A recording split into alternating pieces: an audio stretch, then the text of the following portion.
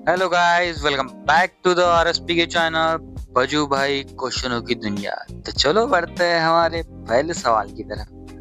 तो हमारा पहला सवाल है, पांचवा राष्ट्रीय फार्माकोविजिलेंस सप्ताह नेशनल फार्माकोविजिलेंस वीक कब से कब तक मनाया जाता है? Fifth national pharmacovigilance week begin from which date?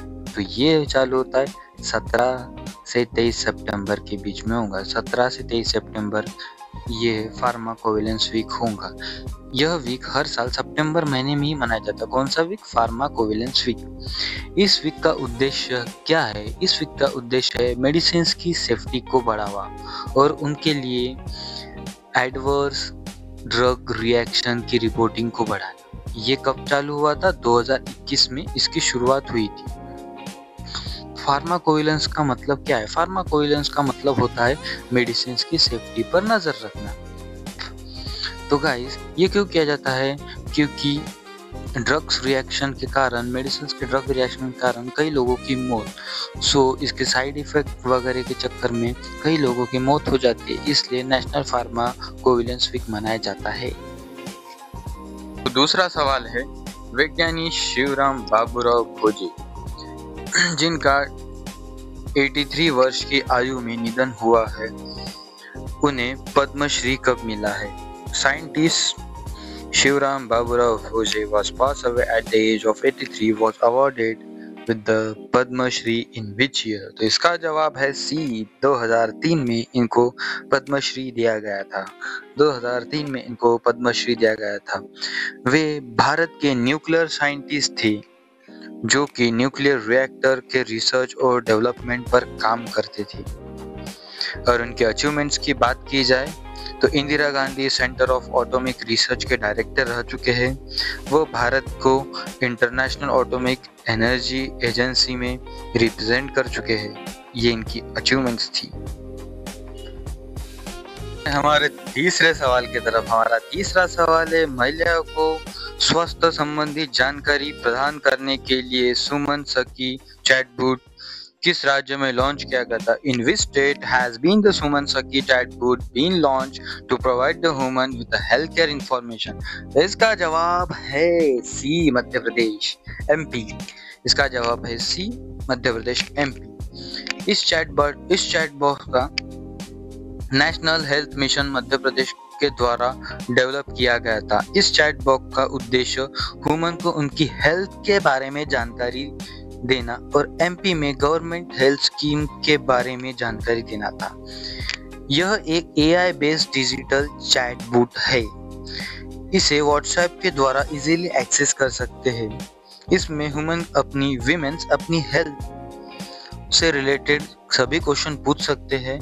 ये चैटबॉट उनकी जवाब देगा। और गाइस, इसमें वुमेन मेंटल और रिप्रोडक्टिव हेल्थ के बारे में भी जानकारी ले सकते हैं। यह 24/7 अवेलेबल रहेगा हिंदी लैंग्वेज में। चलो बढ़ते हैं हमारे चौथे क्वेश्चन की तरफ। हमारा चौथा क्वेश्चन है, कासबर्ग रीच जिसके लिए भारत को हाल ही में कीमती धातुओं को खोजने का लाइसेंस मिला है, यह किस क्षेत्र में स्थित है? The Carlsberg ridge for which the India recently received the license for the precious metal exploration is located in which region? इसका जवाब है हिंद महासागर, इंडियन ओशन। इसका जवाब है हिंद महासागर, इंडियन ओशन।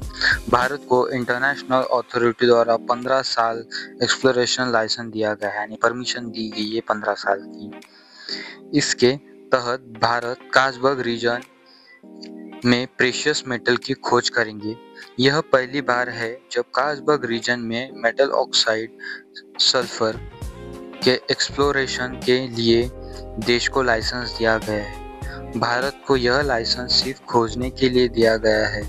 भारत मेटल का एक्सट्रैक्शन नहीं कर सकेंगे।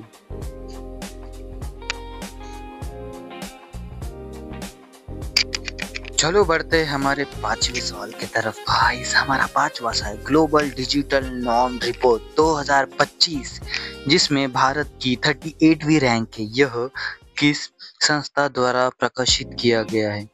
The global digital norm report 2025 in which India's rank 38 is publish by the which organization? तो गाइस इसका जवाब है B, global citizen solution. Global citizen solution. इसमें भारत की 38वीं रैंक है और भारत का ओवरऑल स्कोर है 84.85 है। भारत की इस इंडेक्स में 2025 में 58th रैंक थी, यानी कि इस बार काफी सुधार है। इस रिपोर्ट में 64 देश को रैंक किए गए हैं। इस रैंकिंग में डिजिटल नॉर्म के लिए बेस्ट देश को रैंक दिए जाते हैं। डिजिटल नॉर्म का मतलब होता है टेक्नोलॉजी के माध्यम से दुनिया में कहीं से कहीं भी काम करने वाले लोग, यानी कि रिमोट वर्कर भी कहा जाता है। तो गाइस हमारे सवाल यही खत्म होते हैं। Thank you so much for watching. Like करें, कमेंट करें, सब्सक्राइब तो करते ही नहीं आप, जो कि करिएगा। And thank you, bye bye.